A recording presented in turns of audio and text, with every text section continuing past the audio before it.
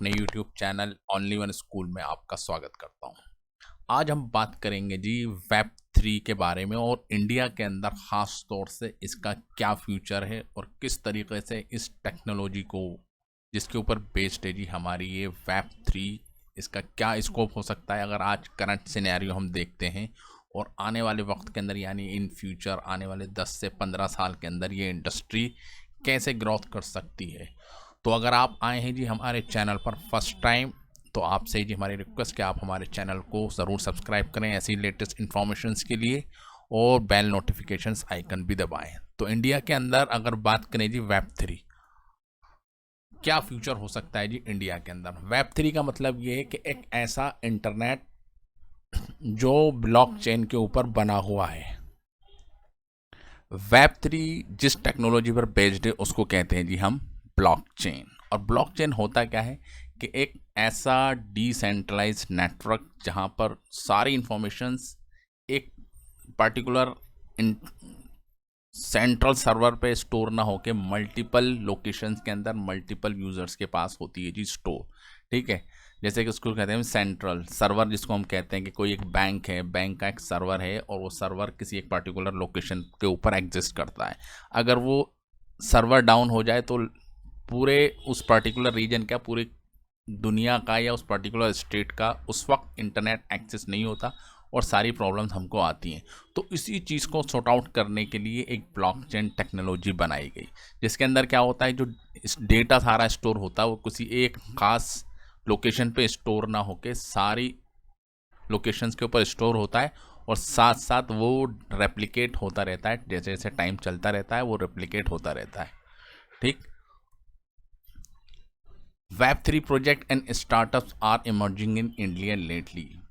क्योंकि web technology को आए हुए अगर आप देखेंगे, ब्लॉकचेन टेक्नोलॉजी को आए हुए तकरीबन आज 14 से 15 साल होने को जा रहे हैं। क्योंकि बिटकॉइन जिस टेक्नोलॉजी पर बेस्ड उसको कहते हैं जी हम ब्लॉकचेन, और ब्लॉकचेन को आए हुए आज तकरीबन 15 साल के करीब हो गए लमसम अगर हम उसको मान लें। 2008 के अंदर हमारा बिटकॉइंस आ गया था तो 14 साल तो हो जाते हैं। बट अभी इसके अंदर उस लेवल के ऊपर ग्रोथ नहीं हुआ जितना इसके अंदर है जी पोटेंशियल। अभी आपने देखा कि किस तरीके से एनएफटीज़ की मार्केट ग्रोथ हो रही है। एनएफटीज़ हो गया, ठीक, मेटावर्स के ऊपर फेसबुक भी काम कर रहा है और क्या कहते हैं जी गेमिंग का सेक्टर हो गया। तो सब चीज़ें क्या है कि ब्लॉकचेन की एप्लीकेशंस है जिसके ऊपर काम हो रहा है।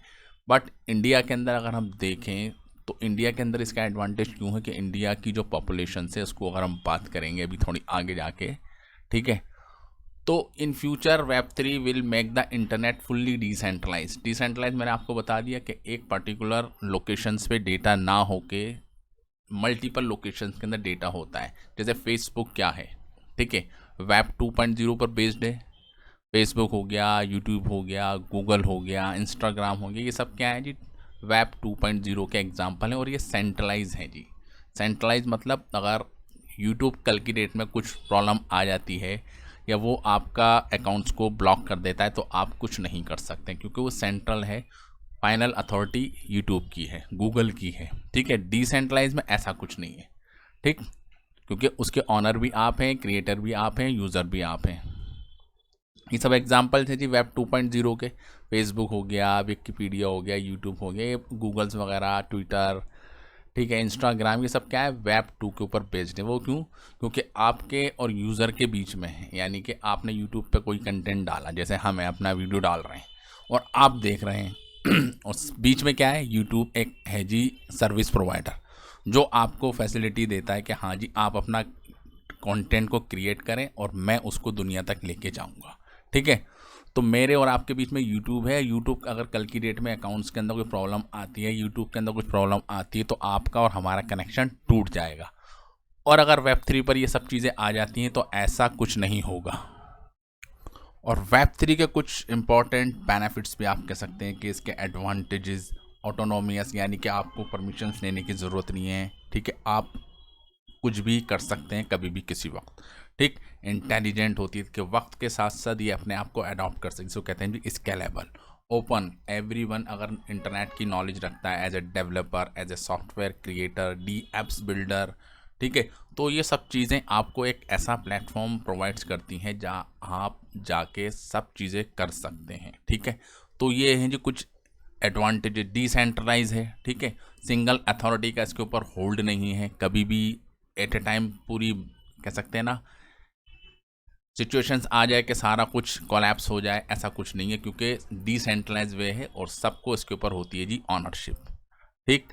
और अगर हम बात करें जी इंडिया की पॉपुलेशन जिस तरीके से ग्रोथ हो रही है, तो जाहिर सी बात है इसके एडवांटेजेस भी हैं। इंटरनेट यूज़र्स जिसको हम कहते हैं उसके अंदर भी इंक्रीमेंट हो रहा है। अगर हम बात करें जी इंडिया की पॉपुलेशंस की, तो करंटली अगर आप देखेंगे तो 140 करोड़ के करीब अभी है जी इंडिया की आबादी, और जिस रेशो से बढ़ रही है तो आप देख सकते हैं कि हर साल हर 5 साल के अंदर कितना इम्पैक्ट इसके अंदर आ जाता है।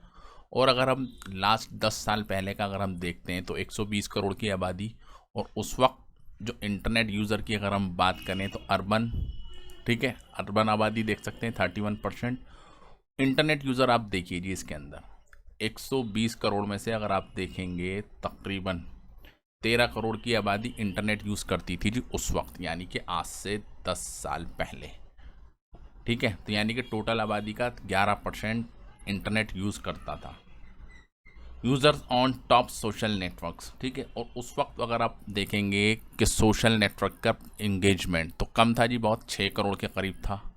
और मोबाइल सब्सक्राइबर आप देखेंगे तो तकरीबन छोटे फ़ोन मिला के बड़े फ़ोन मिला के आप देख सकते हैं 93 करोड़ के करीब लोगों के पास मोबाइल थे। और अगर हम थोड़ा और आगे चलते हैं 2014, यानी कि सिर्फ 2 साल के अंदर देखिए आप पिक्चर कैसे हो जाती है जी tell.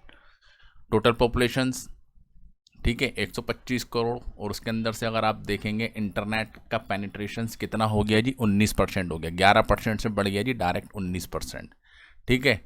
Social media engagement, internet तो हर कोई चलाता पर हर कोई सोशल मीडिया थोड़ी ना चलाता है, ठीक है। तो उसके अंदर भी देखें आप इंक्रीमेंस हो गया। फ़ोन्स के अंदर भी आप देखें कितनी पॉपुलेशंस ने फ़ोन्स को एक्वायर कर लिया। तो ये कुछ डेटास निकल के सामने। और अभी करंट अगर हम देखते हैं जी 2022 के अंदर अगर आप देखेंगे तो total population in India 1.4 billion, जो करंट सिनेरियो चल रहा है।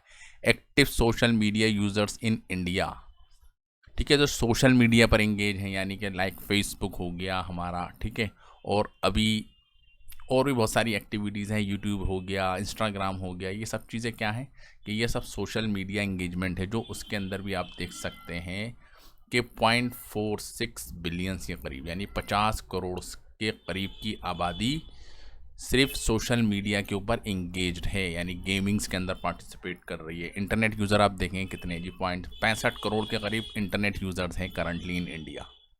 ठीक। और अगर आप देखें सोशल मीडिया, अगर हम इसको कैटेगराइज करें, व्हाट्सअप पे आप देख सकते हैं जी 53 करोड़। ठीक। सबसे ज़्यादा यूज़ करते हैं जी व्हाट्सअप लोग। यूट्यूब भी आप देख सकते हैं कि 44 करोड़।